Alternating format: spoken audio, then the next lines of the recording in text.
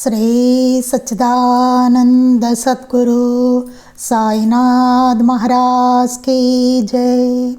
శ్రీ సచ్చిదానంద సద్గురు అలివేలు మంగమ్మ సహిత భరద్వాజ మహారాజ్ కీ జై. శ్రీ సచ్చిదానంద సద్గురు నాంపల్లి బాబా మహారాజ్ కీ జై. జై సాయి మాస్టర్. ఈరోజు సత్సంగంలో మనం మహాత్ముల ముద్దు పెట్టాడు ఆచార్య శ్రీ ఎక్కిరాల భరద్వాజ్ మహారాజ్ గారి చరిత్ర. రచయిత శ్రీ థామస్ రెడ్డి గారు. మనం క్రితం సత్సంగంలో అభినందన చందనము, అభినందన మందారము అనేటువంటివి మనం చదువుకున్నాము. ఎలా మాస్టర్ గారిని గ్రంథాన్ని ప్రశంసిస్తూ రాసినవి మనం చదువుకున్నాం. ఇప్పుడు మనం సొంత మాట చదువుతున్నాం. ఇది రచయిత అయిన ఈ గ్రంథ రచయిత అయిన థామస్ రెడ్డి గారు రాసిందనమాట. సొంత మాట. పాఠశాల విద్యానంతరము నేను 1970లో Vidyanagar NBKR science and arts కళాశాలలో ఇంటర్మీడియట్లో చేరాను.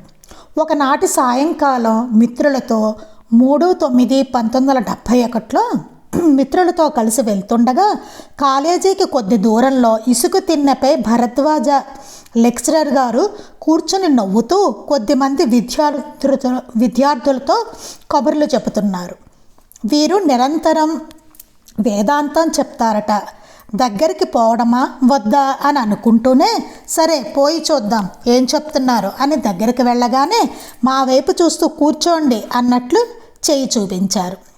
నేటి సమాజ పరిస్థితులు, వ్యక్తుల ప్రవర్తన, భావి జీవితం పట్ల విద్యార్థులు ఎలాంటి భయాందోళనతో ఉంటున్నారని ఆనాటి విశేషాలు.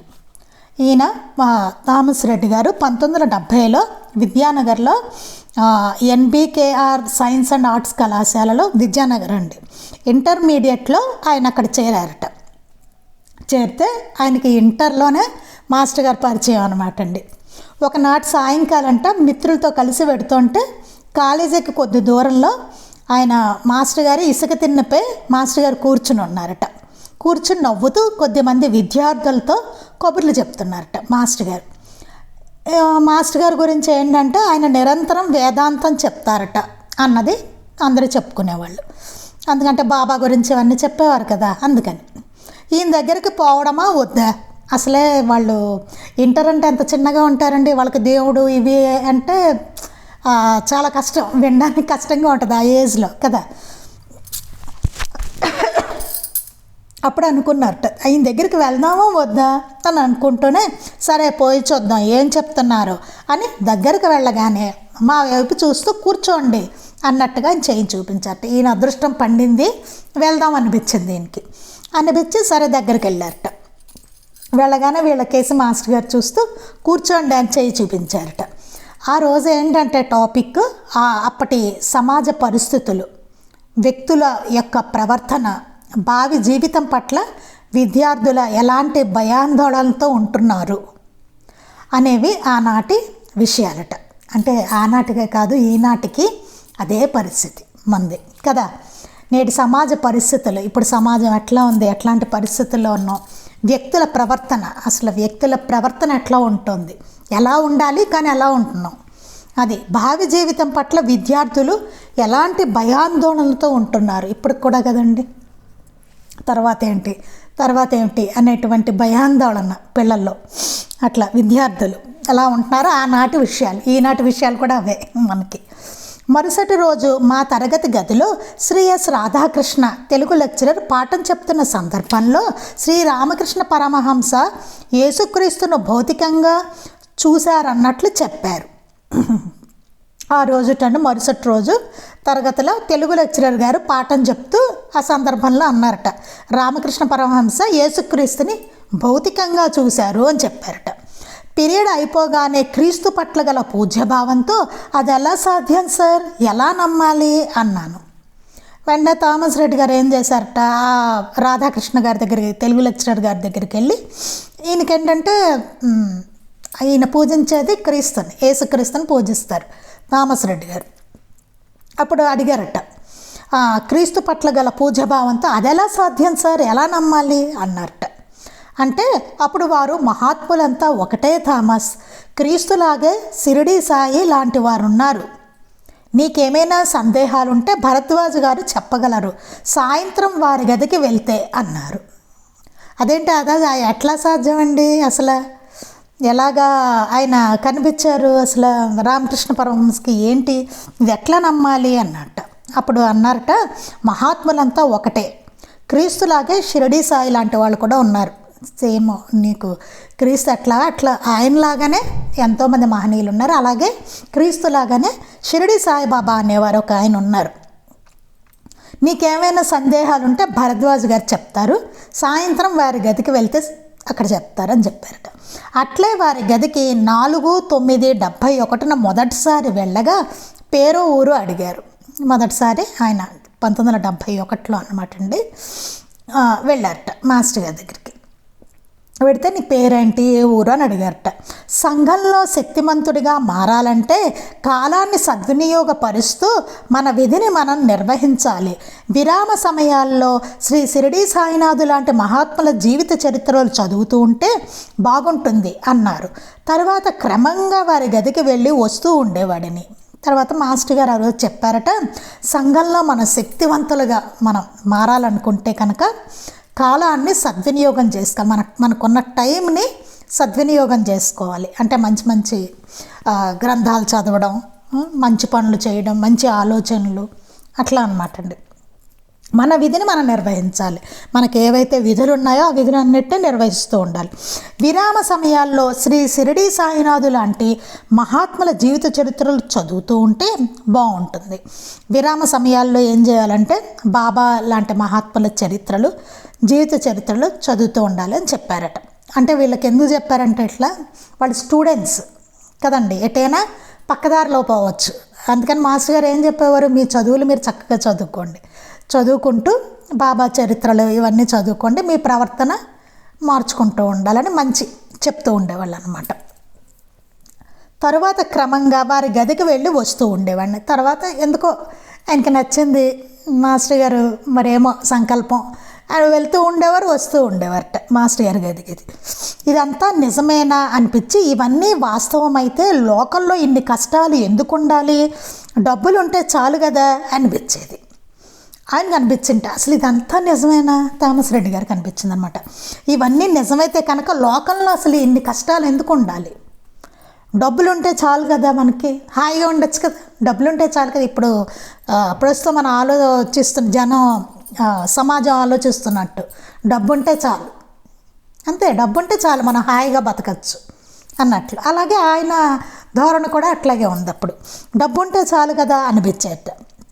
మహాత్ముల చరిత్రలు చదవడం మొదలుపెట్టాను. సరే అసలు ఏమిటి ఇదంతాను అనిపించి సరే మాస్టర్ గారు ఏదో మరి చదవమన్నారు మహాత్ముల చరిత్రలు, సరే చదువుదాం అని చెప్పి చూద్దాం ఏదైనా అని చెప్పేసి ఆయన మొదలుపెట్టారట. సంపదే జీవిత పరమావధి అయితే సిద్ధారూఢుడంతటి వాడు సర్వస్వాన్ని వదిలి వెళ్ళాల్సిన పనేమిటి?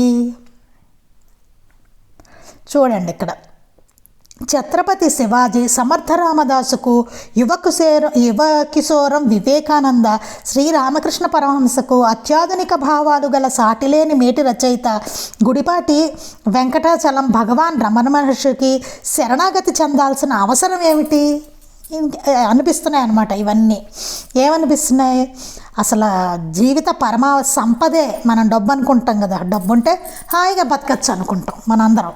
అందుకని ఆయన ఏమంటున్నారంటే, ఒకవేళ సంపదే జీవిత పరమావధి అయితే బుద్ధుడు వీళ్ళందరూ సర్వస్వాన్ని వదిలి వెళ్ళాల్సిన పని ఏమిటి అనుకున్నారు.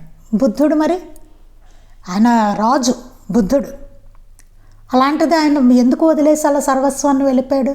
బోళ్ళంత ధనం కదా రాజు అంటే, హాయిగా ఉండొచ్చు కదా. మనమే ప్రశ్న వేసుకుని ఆలోచించుకోవాలండి. ఆయన రాజు అయి ఉండి సర్వసుఖాలు భోగాలు అన్నీ ఉన్నాయి కదా ఆయనకి, ఆ వదిలేసి అలా ఎందుకలా సన్యాసం వేషం వేసుకుని ఆయన ఎందుకలా ఉండడం అంటే ఏంటి? ఆ సంపదలో లేదు, అది వారు గ్రహించారు, జ్ఞానులు గ్రహించారు దాన్ని, సంపదలో లేదన్న విషయం. మనమైతే ఏదైతే దేనికోసం అయితే వెతుకుతున్నామో అది సంపదతో రాదు, సంపదలో లేదు అది. ఛత్రపతి శివాజీ సమర్థ రామదాసుకు, ఛత్రపతి శివాజీ యొక్క గురువు సమర్థ రామదాసు. యువ కిశోరం వివేకానంద శ్రీ రామకృష్ణ పరమహంసకు, వివేకానందుడి గురువు రామకృష్ణ పరమహంస. అత్యాధునిక భావాలు గల సాటిలేని మేటి రచయిత గుడిపాటి వెంకటాచలం భగవాన్ రమణ మహర్షికి శరణాగతి చెందాల్సిన అవసరం ఏమిటి? ఎన్నో ఆధునిక భావాలున్న చలం గారు భగవాన్ రమణ మహర్షికి శరణాగతి చెందాల్సిన అవసరం ఏంటి? అసలు ఎందుకు వాళ్ళు శరణాగతి చెందారు అనేది ఆలోచించారు ఆయన. ఎందుకు వారిని గురువు అనుకుని స్వీకరించి వాళ్ళ కాళ్ళ వేళ్ళ పడి ఎందుకున్నారు వీళ్ళందరూ, వాళ్ళ కాళ్ళు పెట్టుకుని ఎందుకున్నారు అలాగా అనేసి ఆలోచించారట. అంటే గురువు ఎందుకు వీళ్ళకి అనేసి అంతలాగా అవ్వాల్సిన అవసరం ఏమిటి అని. రాజాదిరాజులు, రాష్ట్రపతులు, మంత్రులు అందరూ తిరుపతి, కాశీ, మక్కా, గురుద్వార్, వాటికన్ సిటీ మొన్నగు పుణ్యక్షేత్రాలకు మహనీయుల దర్శనానికి పరిగెత్తాల్సిన పనేమిటి? సంపూర్ణ శాంతి ఆనందం పొందే మార్గం ఉందా అనిపించేది ఆయనకు. అనిపించేట పెద్ద పెద్ద రాజులు, రాష్ట్రపతులు, మంత్రులు వీళ్ళందరూ కూడా వాళ్ళకి బోళ్ళంత పలుకుబడి ఉంది, సంపద ఉంది, కీర్తి ప్రతిష్టలు ఉన్నాయి, అన్నీ ఉన్నాయి కదా వాళ్ళకి. అయినా సరే వీళ్ళందరూ కూడా తిరుపతి, కాశీ, ముస్లిమ్స్ అయితే మక్కా, సిక్కులు అయితే గురుద్వార్, క్రిస్టియన్స్ అయితే వాటికన్ సిటీ, ఇవన్నీ ఇలాంటి పుణ్యక్షేత్రాలకు మహనీయుల దర్శనానికి వీళ్ళు పరిగెత్తాల్సిన పని ఏంటి అసలు? ఎందుకు అన్నీ ఉన్నాయి కదా, ఎందుకు పరిగెడుతున్నారు వీళ్ళు? సంపూర్ణ శాంతి ఆనందం పొందే మార్గం ఉందా అనిపించేది. అయితే అందులో ఆనందం అంటే మన సంపద వాటిల్లో ఆనందం లేదనమాట. అలా అయితే సంపూర్ణమైన శాంతి ఆనందం పొందే మార్గం ఉందా అనిపించేది. పూర్తిగా మనకి శాంతి ఆనందాలు పొందే మార్గం అనేది మనకి అసలు ఉందా అనిపించింది. కాలం గడిచే కొద్దీ సినిమాలు, అనవసర కాలక్షేపాల పట్ల ఆసక్తి తగ్గింది. అలా మహాత్ముల చరిత్రలు చదువుతూ ఉండడం, మాస్టర్ గారి దగ్గరికి వెళ్తూ ఉండడం, వీటి వలన ఆయనకి ఏమైందంటే ఆయన సినిమాలు, అనవసర కాలక్షేప కబుర్లు చెప్పడం ఫ్రెండ్స్ తోటి, సినిమాలు ఇట్లాంటివన్నీ కూడా వాటి మీద ఆసక్తి దానికి అదే తగ్గిపోయింది ఆయనకి. భరద్వాజ గారి జీవిత విధానం నన్ను ఆకర్షించింది. మాస్టర్ గారి జీవిత విధానాన్ని చూస్తే అది ఆయనకి చాలా ఆకర్షించిందిట. వారి మాటల్లో, పనుల్లో ప్రత్యేకత ఉండేది. ఆయన మాటలు కానీ పనులు కానీ చాలా మిగతా వాళ్ళకన్నా చాలా ప్రత్యేకంగా ఉండేవన్నమాట. వారి సమక్షంలో ప్రశాంతంగా ఉండి ఏ పని చేయాలన్నా ఆసక్తి కలిగేది. మాస్టర్ గారి దగ్గర కడితే ఆయన సన్నిధి ప్రశాంతంగా ఉండేట. ఎంత చిరాగ్గా ఉన్నవాడైనా సరే మాస్టర్ గారి దగ్గరికి వెళ్ళేసరికి ప్రశాంతంగా అయిపోయేది. అలా ఉండి ఏ పని చేయాలన్నా ఆసక్తి కలిగేది. మనకు ఎలా ఉంటుందండి, కొన్ని పనులు నచ్చుతాయి, కొన్ని పనులు నచ్చవు. మనకి కొన్ని ఆసక్తిగా ఉంటాయి, కొన్ని ఆసక్తిగా ఉండవు, మన ఇష్టాలు ఉంటాయి కదా. కానీ మాస్టర్ గారి దగ్గరికి వెళ్ళేసరికి ఏ పని చేయాలన్నా ఆసక్తిగా అనిపించేట, ఈ పని ఆ పని లేకుండా. వీరిని గమనించే కొద్దీ చరిత్రలో ఉన్న మహాత్ముల జీవిత విషయాలన్నీ అక్షర సత్యాలే అని నమ్మకం పెరిగింది. మాస్టర్ గారిని అలా గమనిస్తూ ఉంటే ఒక విషయానికి అర్థమైందిట, మహాత్ముల జీవిత విషయాలన్నీ అక్షర సత్యాలే. మహాత్ముల జీవితాల్లో ఏవేవైతే జరిగి ఉన్నాయో అవన్నీ కూడా నిజాలే, సత్యాలు అవన్నీ అని నమ్మకం పెరిగిందిట మాస్టర్ గారిని చూసిన తర్వాత. అంటే మాస్టర్ గారి జీవన విధానం చూసిన తర్వాత ఆయనకు అలా అనిపించింది అనమాట. ఓహో, ఇట్లా ఉంటారు, ఇట్లా ఉండొచ్చు అనమాట, పాసిబుల్ అనమాట, వాళ్ళు ఇలా ఉండుంటారు మహాత్ములు, అవన్నీ నిజమే గ్రంథాల్లో ఉన్నవి మహాత్ముల గురించి అని చెప్పి ఆయనకి ఆ నమ్మకం పెరిగిందిట. ప్రపంచంలో ఎన్నో ఆధ్యాత్మిక సాంప్రదాయాలు, మత సిద్ధాంతాలు ఉన్నాయి. ఇవన్నీ మానవాళి శ్రేయస్సుకు ఆయా దేశకాల పరిస్థితులను బట్టి రూపొందించబడ్డవే. వైద్య గ్రంథాలు ఎన్ని ఉన్నా చక్కని వైద్యునితో సమానం కావు.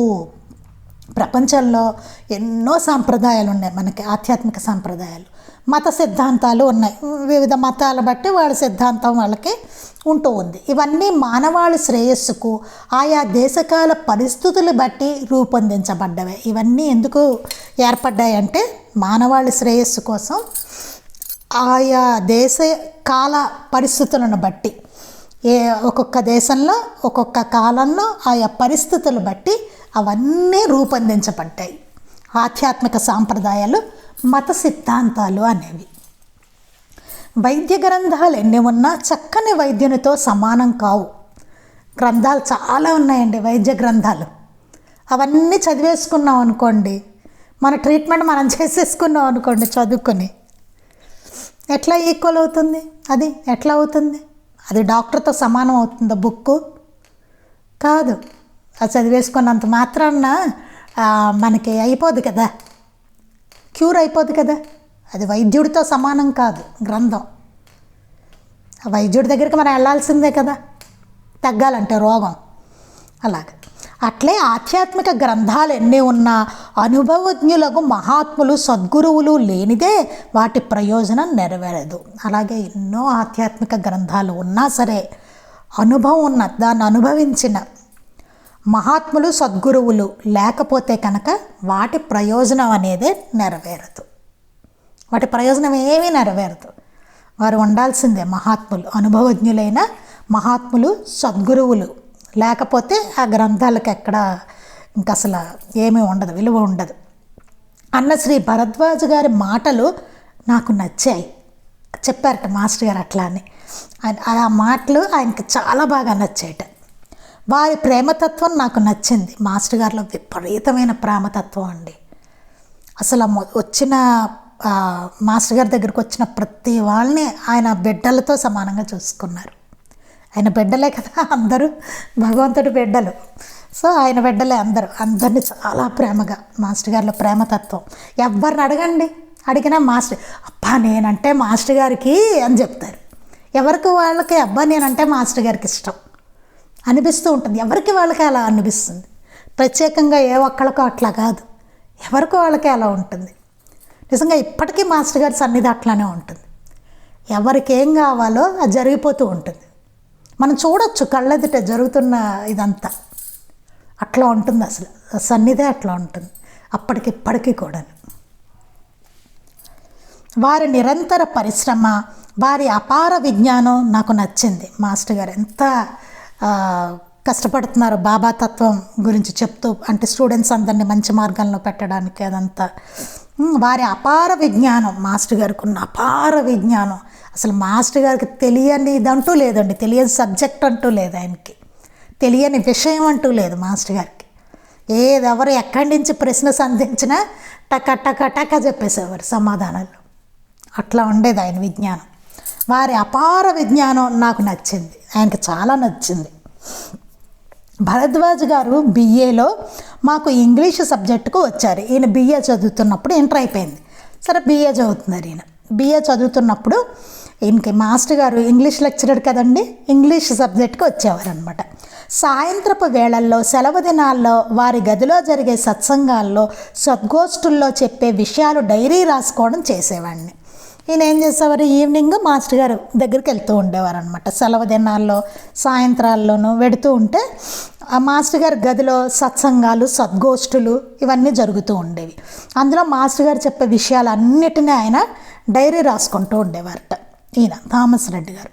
మాస్టర్ గారితో కలిసి అవధూతల దర్శనం చేసుకున్నాను. మాస్టర్ గారు అవధూతల దర్శనానికి వెళ్తుంటే ఈయన కూడా మాస్టర్ గారితో వెళ్ళి దర్శనం చేసుకున్నట్టు.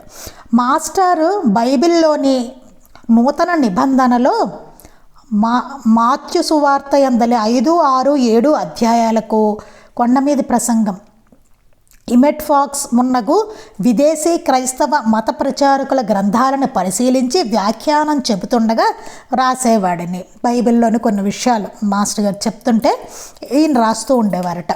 అదే రాశాక క్రీస్తు పట్ల, సాయినాథుని పట్ల, భరద్వాజ గారి పట్ల పూజ్యభావం మరింత పెరిగింది. అది రాస్తుంటేట ఈయనకి ఏమైందిట, క్రీస్తు పట్ల, యేసుక్రీస్తు పట్ల, బాబా పట్ల, మాస్టర్ గారి పట్ల ఈయనకి పూజ్యభావం చాలా పెరిగిందిట. అది మాస్టర్ గారు చెప్పడం వల్ల అనమాట. ఆయన అట్లా చెప్తుంటే ఆ పూజ్యభావం కలిగిందనమాట. మాస్టర్ గారికి అసలు ఈ కులం, మతం ఇట్లాంటిది ఏం లేదు కదండి, అట్లాంటి పట్టింపులు ఏమీ లేవు. ఆయనకి మహాత్ములు అంతే. అట్లా ఈయన కూడా చూడండి క్రిస్టియన్ అయ్యుండి ఆయన మాస్టర్ గారు సన్నిధికి వచ్చారు. ఎంత అద్భుతమో చూడండి. ఆయనకి మాస్టర్ గారి చరిత్ర రాసేటువంటి అదృష్టం కలిగింది. ఎంత అసలు ఎక్కడ ఎవరు ఊహించినట్లు ఉంటుంది చూడండి ఇదంతా. మాస్టర్ గారేమో చాలా సాంప్రదాయమైన శ్రీ వైష్ణవ కుటుంబంలో ఆయన జన్మించి సాయినాథుడికి శిష్యుడయ్యారు. అసలు ఇదో చూడండి అయ్యారు. తర్వాత ఆయన దగ్గర కులం మతం ప్రసక్తి లేకుండా అందరూ మాస్టర్ గారి దగ్గరకు వచ్చేవారు. ఎంత అద్భుతం చూడండి. మళ్ళీ మనం బాబాని చూస్తున్నట్టే అక్కడ. అది ఒకసారి మాస్టర్తో గూడలి వైపు షికారుగా వెళ్తుండగా ఉన్నట్టుండి మాస్టర్ గారు, థామస్, నేను ఒకటి అడుగుతాను, దాచుకోకుండా చెప్పు అన్నారు. నాకు తడబాటు వచ్చేసింది. ఒకసారి అడుగుతున్నట్ట, గూడలి వైపు వెళ్తూ మాస్టర్ గారు అన్నారట, నేను ఒకటి నిన్ను అడుగుతాను, నువ్వు దాచుకోకుండా చెప్పు అని చెప్పారట. వెంటనే తడబాటు వచ్చేసింట. బాబా ఏదో అడుగుతానంటున్నారని కంగారు వచ్చంట. ఈ లోపలే వారు, నేను ఎవరినైనా ఎక్కువగా ప్రేమిస్తున్నట్లు నీకు అనిపించిందా అన్నారు. చూడండి, ఇందాక మనం డిస్కస్ చేసుకున్నది ఇది, అనుకున్నది, నేను ఎవరినైనా ఎక్కువగా ప్రేమిస్తున్నట్టుగా నీకు ఎప్పుడైనా అనిపించిందా అన్నారట. అవును సార్ అన్నట్టు. నన్నే మాస్టర్ ఎక్కువగా ప్రేమిస్తారు, నాతో ప్రేమగా మాట్లాడినంతగా వేరే వాడితో మాట్లాడరేమో అని ఎవరికి వారే అనుకుంటాము. చూడండి, ఇదే భావన అందరికీ కూడా ఇప్పటికీ అదే భావన ఉంటుందండి. మొత్తం అప్పట్లోనే అలా అనిపించిందంటే అసలు చూడండి. అప్పుడు ఆయన అన్నారట, నాతోనే నన్నే మాస్టర్ గారు ఎక్కువ ప్రేమిస్తారు, నాతోనే ప్రేమగా మాట్లాడినట్టుగా ఇంకా వేరే వాళ్ళతో ఎవరితో మాట్లాడరు, నేనంటే చాలా ఇష్టం అని అనిపిస్తుంది అని చెప్పాట. చిన్నపిల్లలు చందమామను చూచి నా వైపే వస్తుందని భ్రమిస్తారు, కానీ చందమామ ఎవరి వైపు వెళ్ళడు, అక్కడే ఉంటాడు, అంతే మీరు అని నాకు అనిపిస్తుంది అన్నాను. తర్వాత ఆయన కొంచెం దాన్ని మాస్టర్ గారిని తర్వాత తను అర్థం చేసుకున్న భావనతోటి చెప్పారనమాట. చందమామను చూసి చిన్నపిల్లలు ఏమంటారు, నా వైపే వస్తుందని భ్రమిస్తారు. చిన్నపిల్లలకి ఏముందండి, ఎక్కడికి వెళ్తాడు చందమామ వస్తున్నట్టుగా అనుకుంటారు. నా వైపు వస్తుంది చందమామ, నా వైపు వస్తుంది అనుకుంటారు. కానీ చందమామ ఎవరి వైపు వెళ్ళడు. ఎవరి వైపు వెళ్తాడు చందమామ? ఎవరి వైపు వెళ్ళడు, ఎక్కడ ఉన్నాడు అక్కడే ఉంటాడు ఆయన. అంతే మీరు అని నాకు అనిపిస్తుంది అన్నాను. అంతే కదా మాస్టర్ గారు, అలా చిన్నపిల్లల్లాగా మాకు అట్లా అనిపిస్తూ ఉంటుంది. నేనంటే మాస్టర్ గారికి ఇష్టం అనిపిస్తూ ఉంటుంది అని చెప్పి ఈయనకి అనిపించింది. అప్పుడు మాస్టారు ప్రేమగా నా వైపు చూస్తూ ఆ భావాన్ని స్థిరంగా ఉంచుకో అన్నారు. సరే, ఆ భావాన్ని నువ్వు స్థిరంగా ఉంచుకో అని చెప్పారట. 6/3/1975 శ్రీ మాస్టర్ గారి వివాహం సందర్భంగా విద్యార్థులం కలిసి వెళ్ళినప్పుడు బనగానిపల్లెలో శ్రీ మాస్టర్ గారి అమ్మగారి పాదాలకు నమస్కరించి ధన్యులమయ్యాము. ఇక్కడ 6/3/1975 మాస్టర్ గారి వివాహం సందర్భంగా విద్యార్థులందరూ కలిసి బనగానిపల్లెలో జరిగిందండి మాస్టర్ గారి అమ్మగారి వివాహం. మాస్టర్ గారి అమ్మగారి పాదాలకు నమస్కరించుకుని వాళ్ళందరూ ధన్యులయ్యారనమాట, స్టూడెంట్స్ అందరూ. శ్రీ వెంకటేశ్వర విశ్వవిద్యాలయంలో ఎంఏలో చేరాక తరచుగా మాస్టర్ని దర్శించేవాడిని. తర్వాత ఈయన వెంకటేశ్వర యూనివర్సిటీలో ఈయన ఎంఏలో చేరారట. అప్పుడు తరచూ మాస్టర్ గారిని దర్శించేవారట. నా వివాహానంతరము 2-3 ఏళ్ళు మాస్టర్ వద్దకు వెళ్ళలేకపోయాను. ఈయనకి వివాహం అయింది థామస్ రెడ్డి గారికి.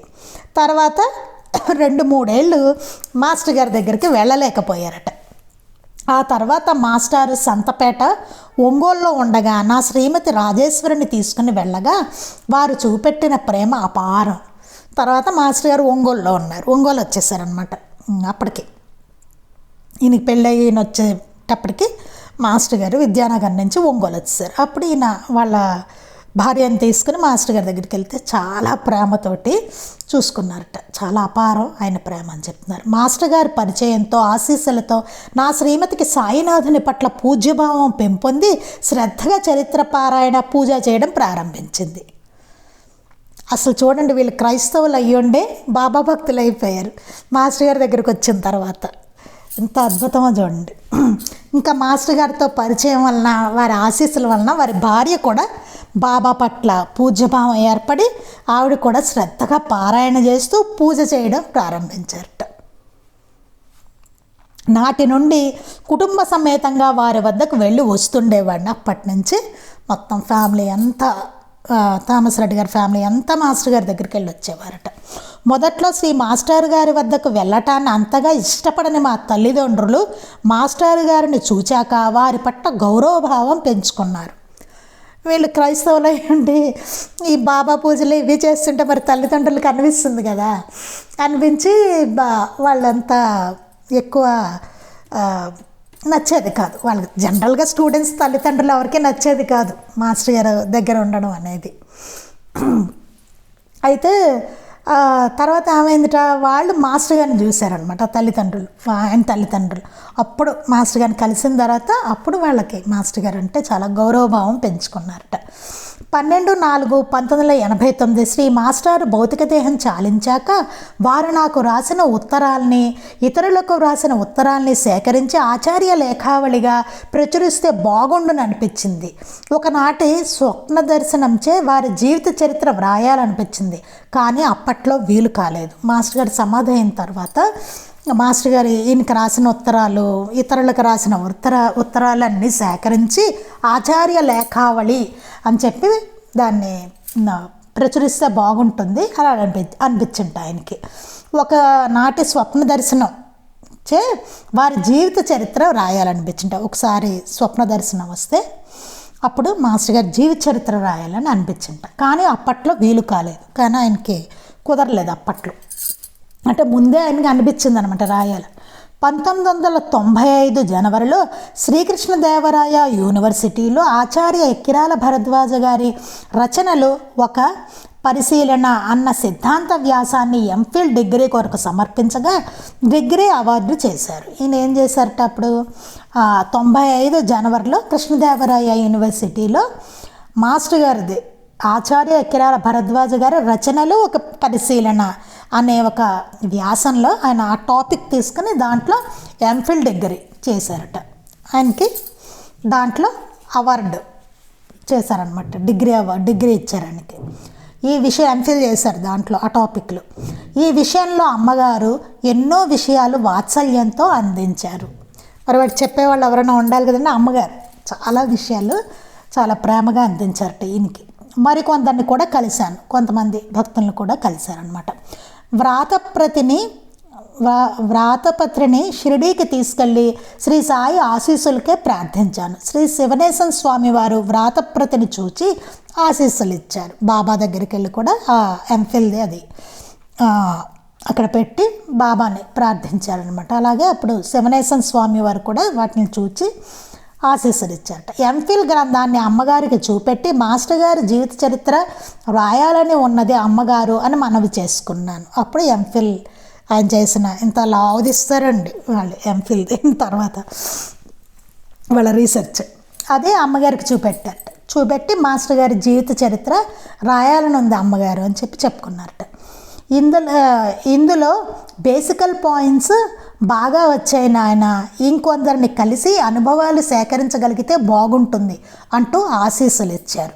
అదంతా చూసారంట ఈయన ఎంఫిల్ చూసి బేసికల్ పాయింట్స్ చాలా బాగా వచ్చాయి, మళ్ళీ ఇంకా కొంతమందిని నువ్వు కలిసి సేకరించగలిగితే ఇంకా బాగుంటుంది అంటూ చెప్పారట.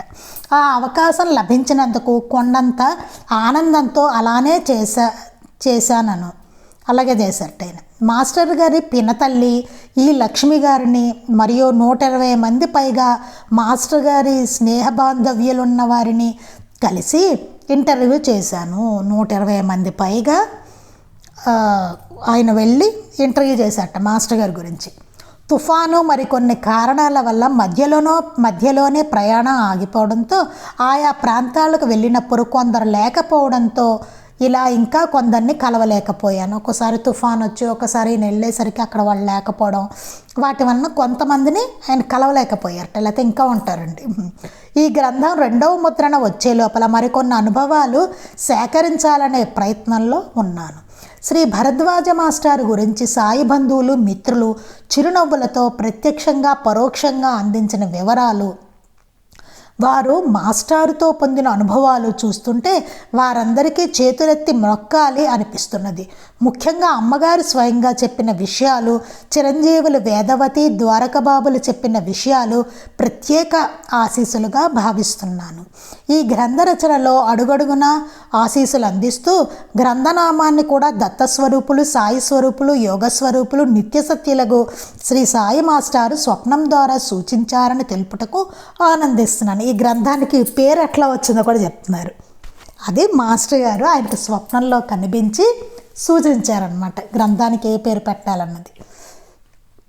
ఒకసారి 1986లో శ్రీ మాస్టర్ గారితో ఒంగోలు సమీపంలోని కొత్తపట్నం దగ్గర బీచ్కి వెళ్ళినప్పుడు శ్రీ మాస్టారు, చిరంజీవి వేదవతి, ద్వారకబాబు, నేను బోటులో కూర్చున్నాము. బోటు సముద్రంలో వెళ్తున్నది. మాస్టర్ గారు నా వైపు చూస్తూ చేత్తో సముద్రం వైపు చూపిస్తూ, థామస్, ఈ సముద్రం అంతా దత్తాత్రేయ తత్వం అయితే ఈ బోటు నీటిని ఎంత టచ్ చేస్తుందో అంత మనం తెలుసుకున్నది అన్నారు. చూడండి, ఒకసారిట మాస్టర్ గారు ఒంగోలు సమీపంలో కొత్తపట్నం బీచ్కి వెళ్ళారట. అప్పుడు మాస్టర్ గారు, ఈ థామస్ రెడ్డి గారు, వేదమ్మ గారు, బాబు గారు వీళ్ళు బోట్లో కూర్చున్నారట. బోటు సముద్రంలో వెళ్తుంట. మాస్టర్ గారు ఈయన వైపు చూస్తూ అన్నారట, చేత్తో సముద్రం వైపు చూపిస్తూ, థామస్, ఈ సముద్రం అంతా దత్తాత్రేయ తత్వం అయితే, దత్తాత్రేయ తత్వం ఈ సముద్రం అంతా కనుక ఉంటే ఈ బోటు నీటిని ఎంత టచ్ చేస్తోందో, ఈ బోటు వెళ్తుంది కదండి, ఆ నీటిని ఎంతవరకు టచ్ చేస్తోందో అంత మనం తెలుసుకున్నాం. అంతే తెలుసుకున్నాం. అంటే సముద్రం అంత దత్తాత్రేయ తత్వం కనుక ఉంటే ఆ బోటు నీటిని ఎంత టచ్ చేసిందో అంతే మనకు తెలుసు అని చెప్పారట ఆ రోజు. ఈరోజు నేను శ్రీ మాస్టర్ గారి జీవిత చరిత్ర గురించి వ్రాసేది అంతే. అంటే చూడండి, అంత సముద్రం అంత మాస్టర్ గారి జీవిత చరిత్ర అనుకుంటే ఈయన రాసిందిట అంత బోటు టచ్ చేస్తే నీరు ఎంతో, నేను కూడా అంతే. నేను మాస్టర్ గారి గురించి చెప్తున్నది కూడా అంతే. ఎంతో, ఇంకా ఎంతో ఉందన్నమాట. అది వారి జీవితం సాగరం, వారి జీవితం సముద్రం లాంటిదన్నమాట. అంత విస్తారం. అందులో నేను టచ్ చేసేది బోటు నీటిని టచ్ చేసేంత. అందులో ఈ గ్రంథంలో నేను రూపొందించింది, ఇందులో పెట్టిందంతా ఆ బోటు నీటిని టచ్ చేస్తే ఎంతో అంతే ఉన్నది ఇందులో మాత్రమే అని సవినయంగా తెలుపుకుంటున్నాను. అంతే నేను చెప్పింది. కానీ ఇంకా ఎంతో ఎంతో ఉంది అని చెప్తున్నారు. మనకి సాయిలీలామృతం బాబా చరిత్ర అన్నారు మాస్టర్ గారు. అంటే కొంతవరకే మాస్టర్ గారు పెట్టారు, మొత్తం అంతా కాదు. ఇంకా బాబా అంటే ఆయన ఇంకా మహాసాగరం. ఆయనవి అన్ని లీలలు రాయడం అనేది సాధ్యం కాదు కదా. కొంతవరకు మాస్టర్ గారు మనకి ఆ చరిత్ర రూపంలో కొంతవరకు మనకి అందించారు. అలాగే ఏ మహాత్ముల చరిత్రనా అంతే, ఎంతో విస్తారంగా ఉంటుంది ఇది. చాలా చాలా మనకి ఎంతవరకు అంతవరకు మనకి ఎంత పాసిబిలిటీ ఉందో మనకి అంతవరకు మనకి ఇస్తారనమాట. అది అలాగే ఇక్కడ మాస్టర్ గారు ప్రసాదించింది కూడా ఈ గ్రంథంలోది అంతవరకు అని చెప్తున్నారు. అంటే ఆయనది ఇంకా విస్తారం, సముద్రం అంతా, సాగరం అంతా అనమాట మాస్టర్ గారిది. తీసుకుంటే ఆయన జీవితం, లీలలు, బోధలు, ఇంకా ఆయన గురించి అంత విస్తారమైనది అనమాట. అది మిగిలింది మనం రేపు చదువుకుందాం. శ్రీ సచ్చిదానంద సద్గురు సాయినాథ్ మహారాజ్ కీ జై. శ్రీ సచ్చిదానంద సద్గురు అలివేలు మంగమ్మ సహిత భరద్వాజ మహారాజ్ కీ జై. శ్రీ సచ్చిదానంద సద్గురు నాంపల్లి బాబా మహారాజ్ కీ జై. గురుదేవ దత్త అవధూత చింతన. లోకా సమస్తాః సుఖినో భవంతు. లోకా సమస్తాః సుఖినో భవంతు. లోకా సమస్తాః సుఖినో భవంతు. జై సాయి మాస్టర్.